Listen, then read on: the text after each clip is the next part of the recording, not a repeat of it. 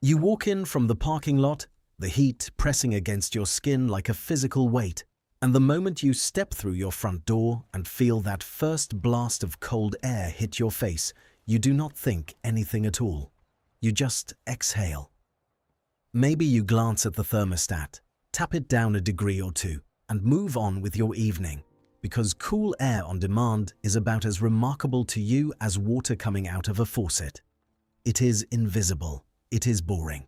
It is the least interesting machine in your entire house. But here is the question almost nobody asks while they are standing in that cold, air-conditioned hallway with sweat drying on the back of their neck. What did people do when this did not exist at all? When the only tool against a 105-degree afternoon was a paper fan and a prayer, and an entire city could lose more people to a single heat wave than it lost to some wars. Because that is not an exaggeration. That is American history, and it is soaked in a kind of quiet, forgotten suffering that most of us have simply never been forced to imagine because we have never had to. To understand what it actually took to survive an American summer before air conditioning, you have to erase the modern city from your mind and rebuild it as it actually was, brick by brick, block by block, in the sweltering decades before anyone figured out how to manufacture cold air on purpose. Picture New York City in August of 1896. There is no such thing as a personal automobile yet for most residents, no refrigeration in most homes, and certainly no central air. The Lower East Side is packed with tenement buildings, 5 and 6 stories tall, holding families in tiny railroad-style apartments with maybe 1 or 2 windows facing an airshaft barely wide enough to see daylight through. Multiply that by tens of thousands of units and you get a neighborhood that traps heat the way a brick oven traps heat, because that is essentially what those buildings were. Thick masonry structures with almost no cross-ventilation packed shoulder to shoulder along narrow streets that blocked whatever breeze might have existed.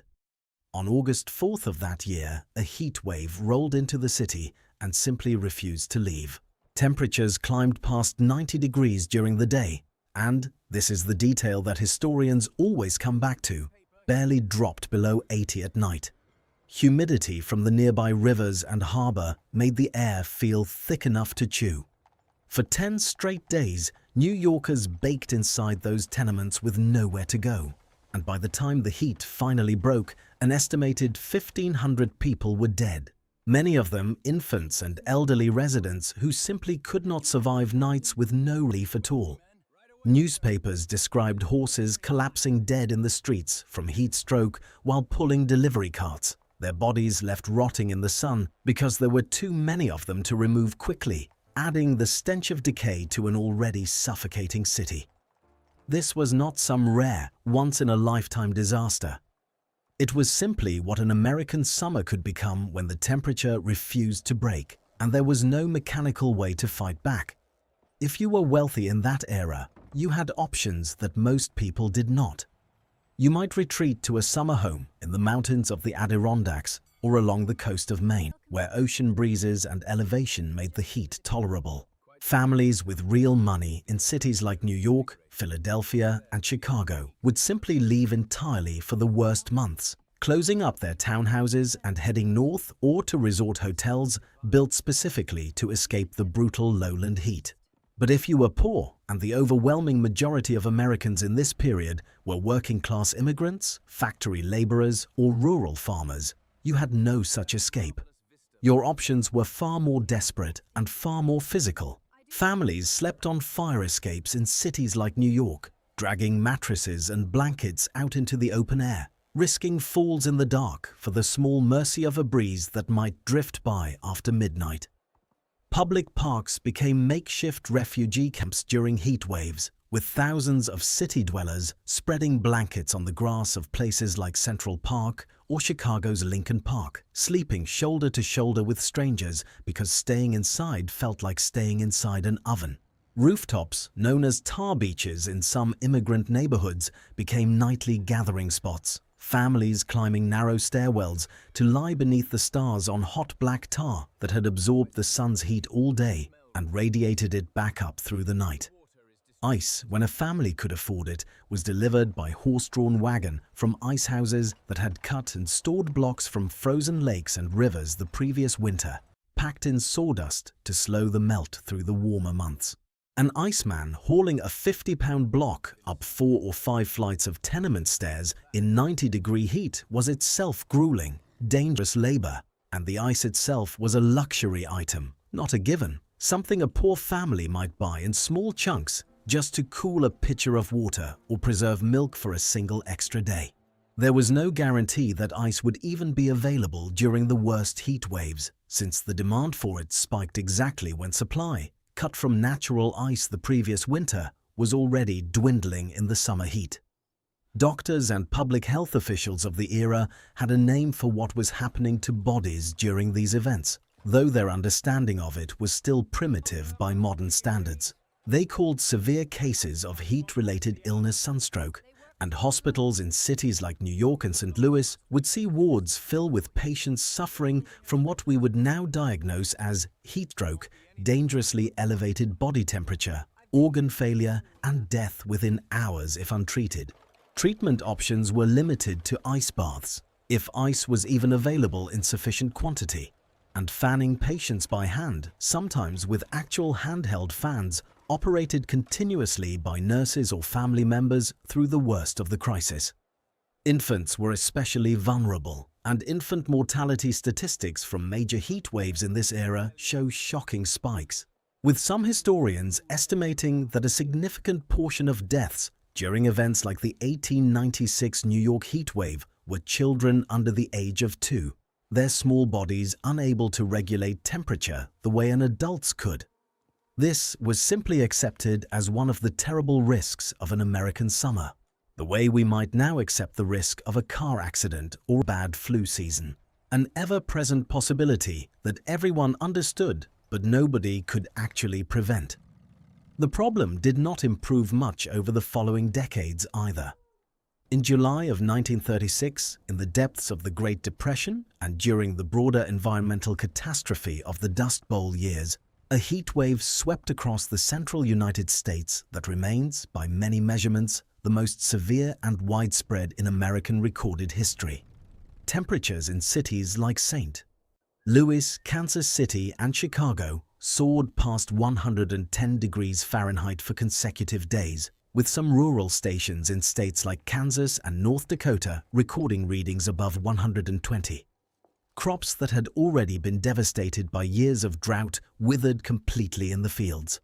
Farmers who had spent everything they had trying to survive the Depression watched their livelihoods burn away under a sun that simply would not relent.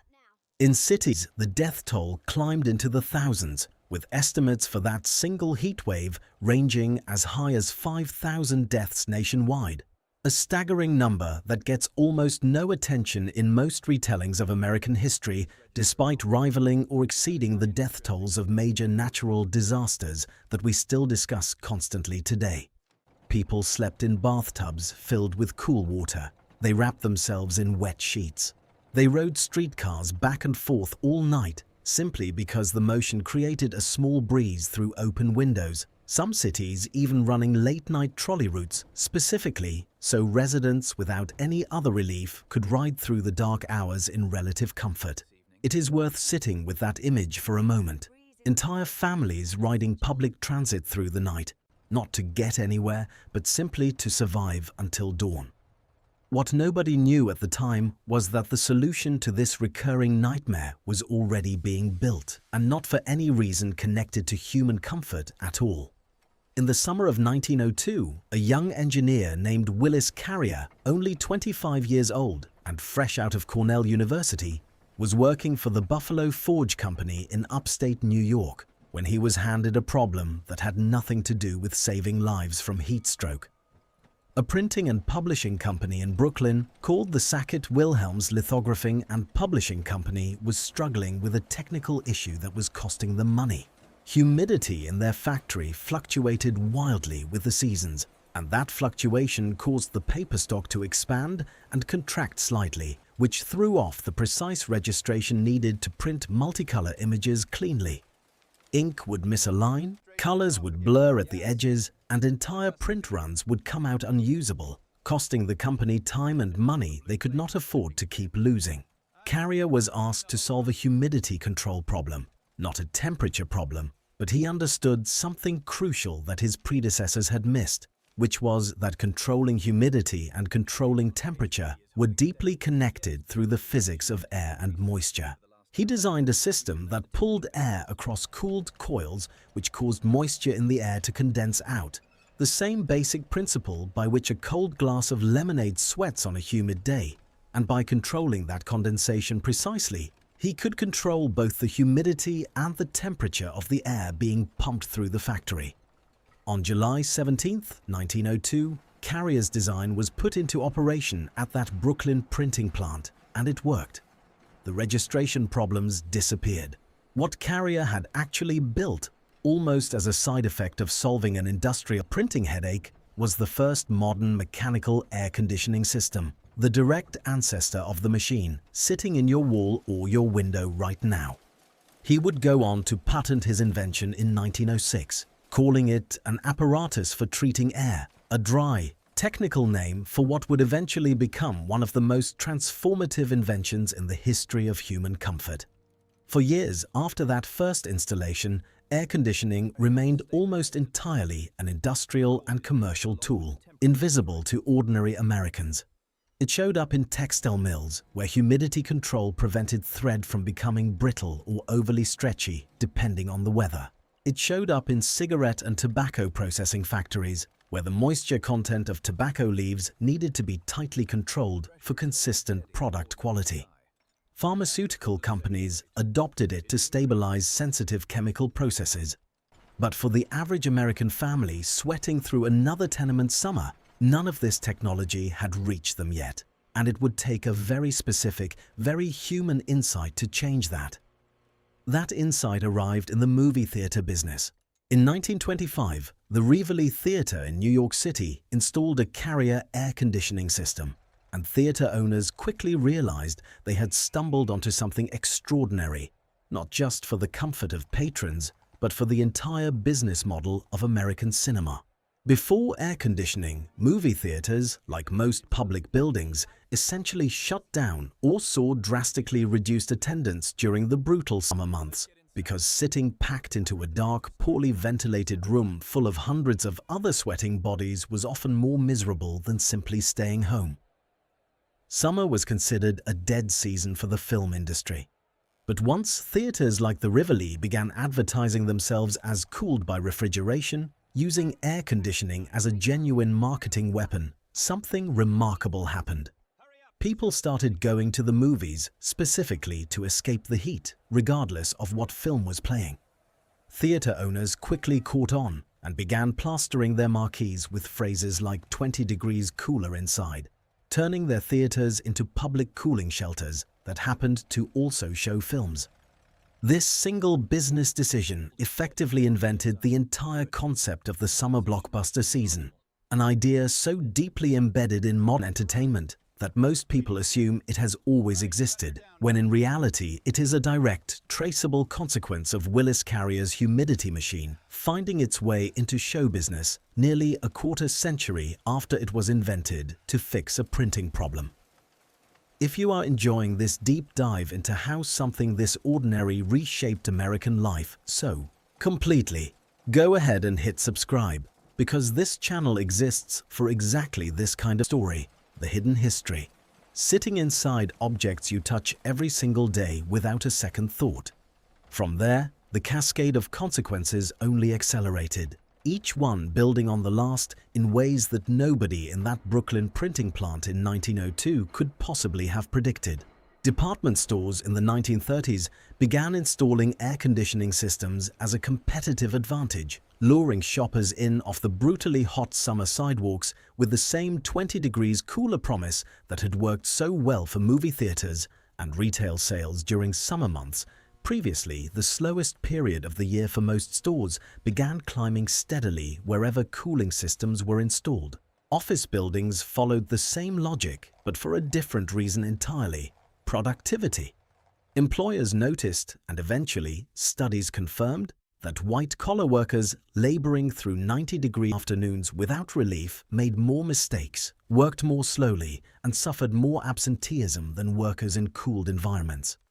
By the 1930s and 1940s, air conditioning had become associated not just with comfort, but with efficiency, and major American corporations began installing cooling systems in their headquarters as a straightforward financial calculation rather than a luxury. This shift quietly transformed the geography of American economic power, because suddenly cities and regions that had previously been considered nearly uninhabitable for large-scale commercial activity during summer months became viable locations for major employers. The residential explosion, though, is where the story becomes truly transformative for ordinary families, and it did not happen until after World War II. Returning soldiers and their new families fueled a housing boom across the country, and by the early 1950s, relatively affordable window-mounted air conditioning units began appearing on the market, priced low enough that a growing American middle class, buoyed by post-war economic prosperity, could actually consider purchasing one. In 1953 alone, roughly 1 million window air conditioning units were sold in the United States, a staggering jump from the handful of years before, and that number kept climbing steadily through the decade. This might sound like a simple consumer trend, another appliance joining the television and the washing machine in the modern American home, but its effects on the physical and social structure of American life were profound and, honestly, kind of strange when you actually sit with them. Consider architecture first. American homes built before widespread air conditioning were designed with heat survival baked directly into their structure. High ceilings allowed hot air to rise away from living spaces. Deep, wraparound porches provided shaded outdoor areas where families could escape the heat of interior rooms during the evening. Transom windows above doorways allowed air to circulate between rooms even when doors were closed for privacy. Homes in the American South in particular, in cities like New Orleans, Charleston, and Savannah, developed entire architectural traditions built around passive cooling with tall shuttered windows, breezeways, and raised foundations designed to catch whatever wind existed and channel it through the living space. Once air conditioning became affordable and expected, these design features became unnecessary, and American home construction shifted dramatically towards sealed, low-ceilinged, mass-produced suburban houses that would have been genuinely unlivable in a July heatwave without mechanical cooling but were perfectly comfortable with it running. The classic front porch, once the central social gathering space of American neighborhoods where families sat in the evening to catch a breeze and chat with neighbors walking by, gradually disappeared from new home designs through the 1950s and 1960s, replaced by air-conditioned interiors and eventually backyard patios oriented away from the street entirely. Some sociologists and historians studying this shift have argued, with real supporting evidence, that the decline of the front porch and the rise of air-conditioned isolation contributed measurably to a broader erosion of casual neighborhood social interaction in American communities. The kind of spontaneous evening conversation with neighbors that simply required people to be sitting outside in the first place.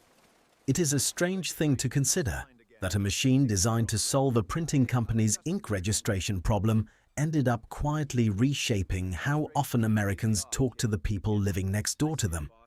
But architecture and neighborly conversation were just the beginning of the ripple effect, because the most consequential impact of residential and commercial air conditioning turned out to be geographic and, eventually, political.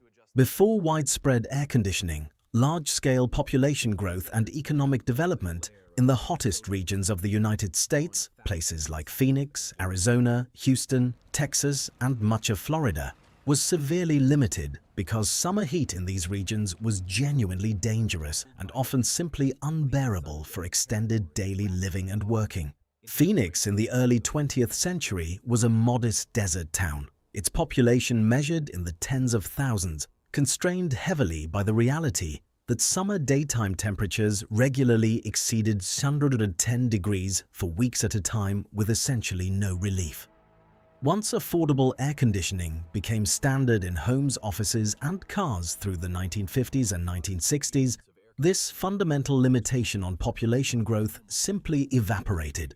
Phoenix's population exploded from roughly 100,000 residents in 1950 to well over 1 million by the 1990s, and the greater metropolitan area continued growing rapidly for decades after that, a growth trajectory that would have been physically unsustainable without mechanical cooling technology, making the desert climate livable for ordinary families and workable for large-scale business operations. The same pattern repeated across what became known as the Sun Belt, a term coined specifically to describe this newly viable region stretching from the southeast through Texas and into the southwest and southern California.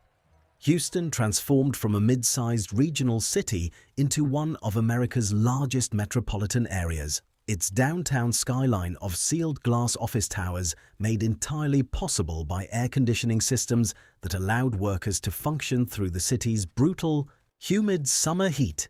Heat that had previously made the city genuinely miserable for anyone without wealth or the ability to escape seasonally. This demographic shift carried enormous political consequences that reshaped the entire structure of American federal power. As millions of Americans relocated to Sunbelt states through the second half of the 20th century, drawn by jobs, affordable housing, and yes, the simple fact that these previously punishing climates had become comfortable and livable year-round thanks to air conditioning, the population weight of the country shifted measurably southward and westward. Because congressional representation and electoral college votes are apportioned based on population, this migration directly translated into growing political power for states like Texas, Florida, and Arizona, while traditionally powerful northeastern and midwestern industrial states saw their relative political influence gradually decline as their share of the national population shrank in comparison. Political historians and demographers studying 20th century American electoral shifts consistently point to air conditioning as one of the quiet, underappreciated forces behind the rise of Sunbelt political power, a technology that nobody thinks of as political at all, sitting behind one of the most significant redistributions of governmental influence in modern American history.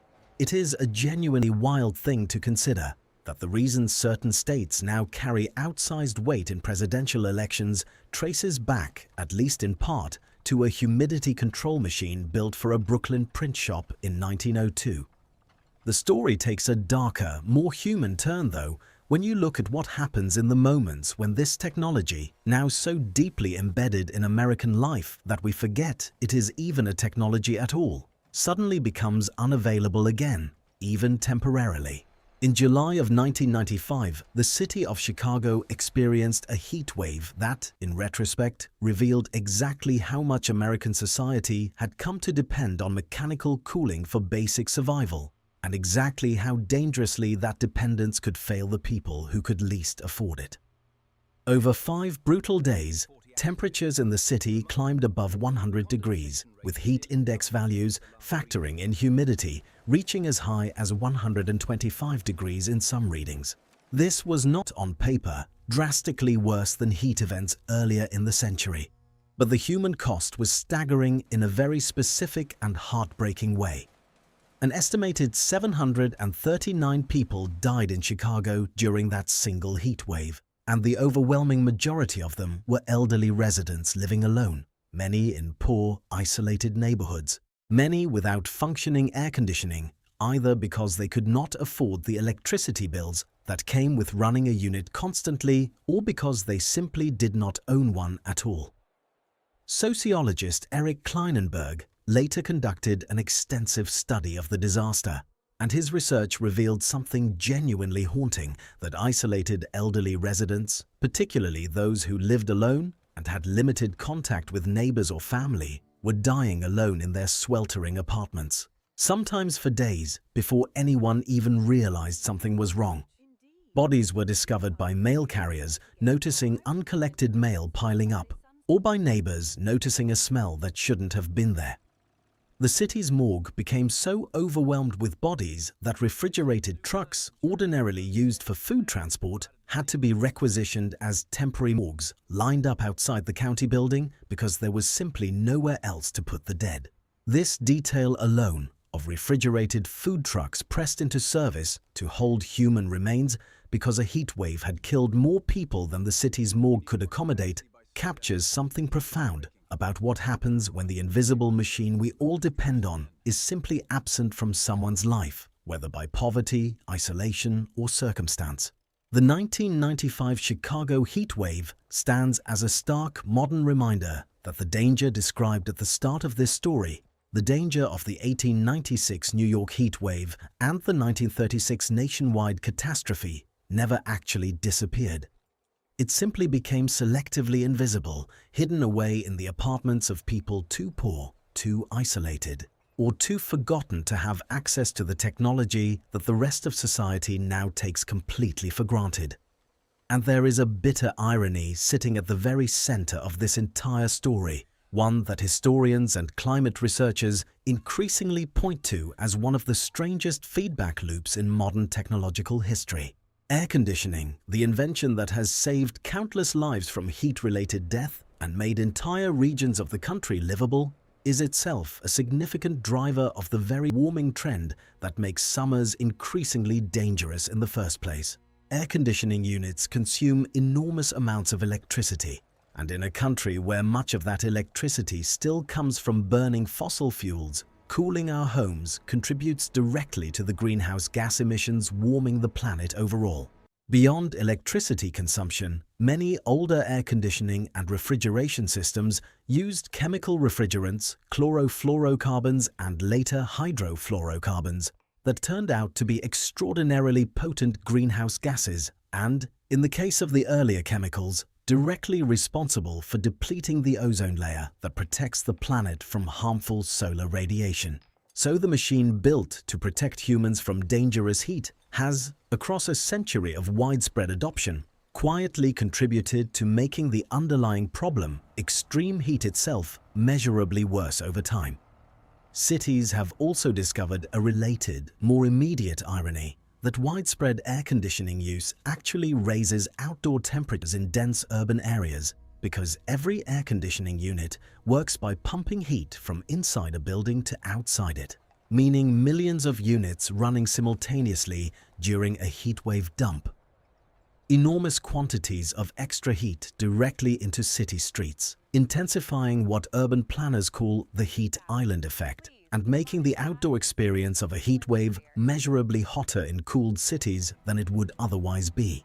Researchers studying cities like Phoenix have documented this effect directly, finding that nighttime temperatures in dense, heavily air-conditioned urban cores can run several degrees hotter than surrounding rural areas, specifically because of the cumulative heat output of all that mechanical cooling.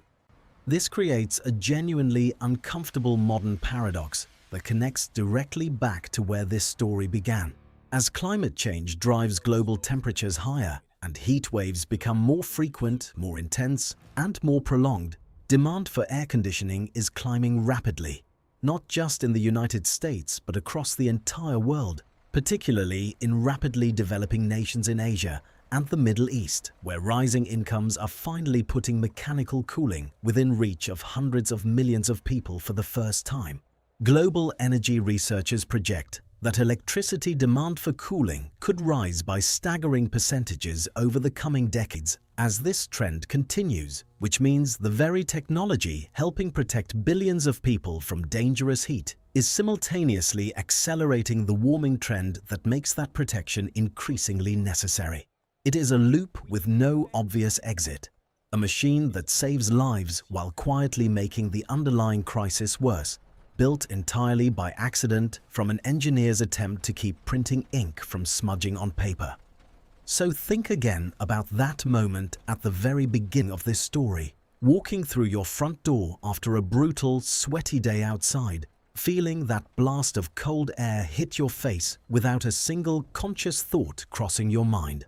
That switch on your wall, so mundane that most people go their entire lives without ever considering its history, represents the difference between an American summer that kills over 1,000 people in a single city over a single week, as happened in New York in 1896, and an American summer that most of us now experience as nothing more than an inconvenience, a reason to complain about a high electricity bill rather than a genuine threat to survival.